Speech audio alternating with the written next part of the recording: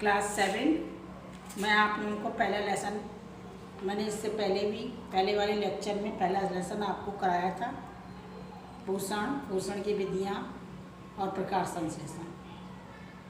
तो पोषण विधि के आधार पर अन्य पौधे, यानी पोषण विधि के आधार पर पौधे निम्न प्रकार के होते हैं: कीट, पक्षी और सहजीवी।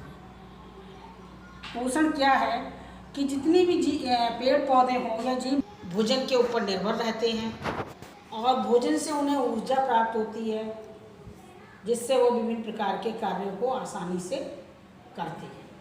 तो पोषण विधि के आधार पर पौधे कई प्रकार के हैं। स्वयंपोषी पौधे वो हैं जिनकी पत्तियों के अंदर हरे रंग का वर्णक पाया जाता है, जिसे क्लोरोफिल कहते हैं। वह पत्तियां प्रकाश, जल, कार्बन डाइऑक्साइड के उपस्थिति में अपना भोजन स्वयं बनाती हैं, स्वयंपोषी कहलाती हैं। और जो पौधे उन स्वयंपोषी पौधों के द्वारा अपने भोजन को ग्रहण करते हैं, परपोषी कहलाते हैं। परपोषी के आधार पर पौधे निम्न प्रकार के होते हैं, जैसे परजीवी।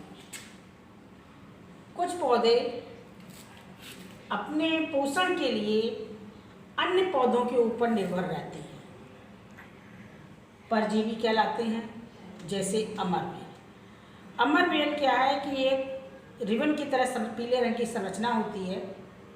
अमरबेल में क्लोरोफिल नहीं पाया जाता है और ये अमरबेल जो है वो किसी भी पौधे के ऊपर लिपट जाती है और लिपटने के साथ वह उस पौधे से अपने भोजन को ग्रहण करती रहती है और कई वर्षों तक जीवित रहती है। इसी तरह से दूसरा है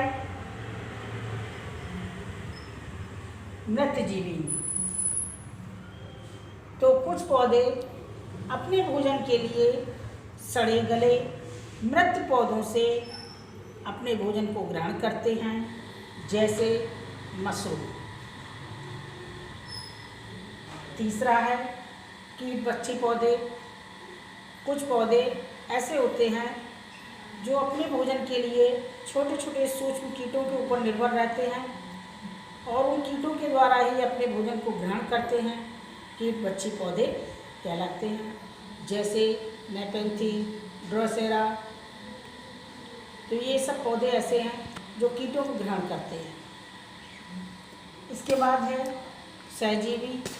सहजीवी पौधे, यह पौधे ऐसे होते हैं जो दोनों पौधे एक दूसरे के साथ रहते हैं और दोनों को एक दूसरे की आवश्यकता होती है।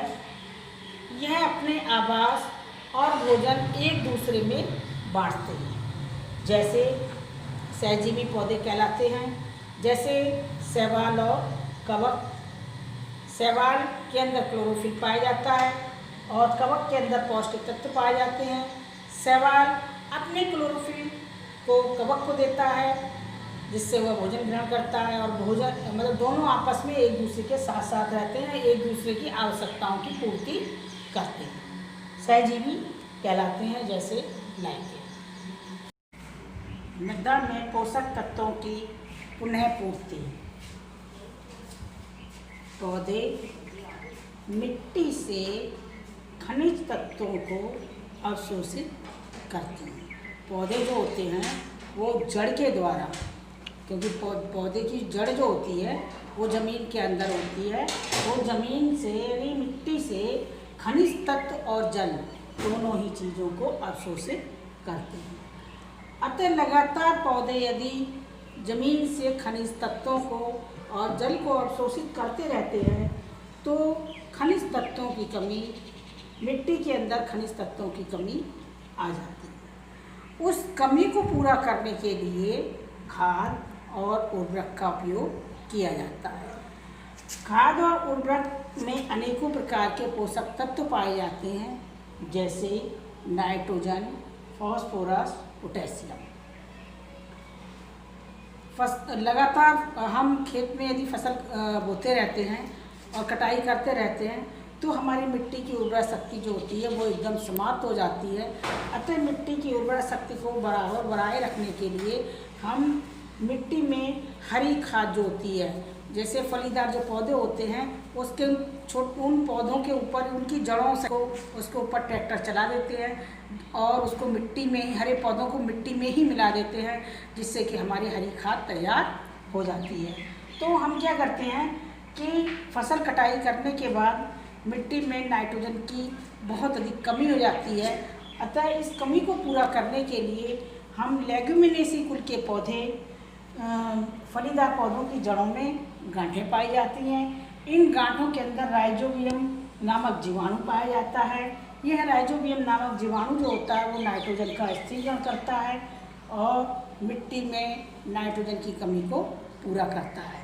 इसलिए मिट्टी में पोषक तत्वों की कमी को पूरा करने के लिए हम अनेक प्रकार से फलीदार पौधे जैसे फलीदार पौधे जैसे जितनी भी दालें हैं, अरहर, मूंग, चना, ओट, उन सभी दालों के जो पौधे होते हैं उन पौधों में जो गांठें होती हैं उनमें राइजोबियम नामक जीवाणु पाया जाता है। ये राइजोबियम जीवाणु जो ही है वो नाइट्रोजन को स्थिरीकरण करता है, अतः मिट्टी के अंदर अनेक प्रकार के पोषक तत्वों की कमी को ये पूरा करता है। आप लोगों का बच्चों, आप लोगों का लेसन फर्स्ट ख़त्म हो गया है। आप इसको अच्छी तरह से तैयार कर लीजिएगा। आपका टेस्ट गुरुवार को आपका इसका टेस्ट होगा।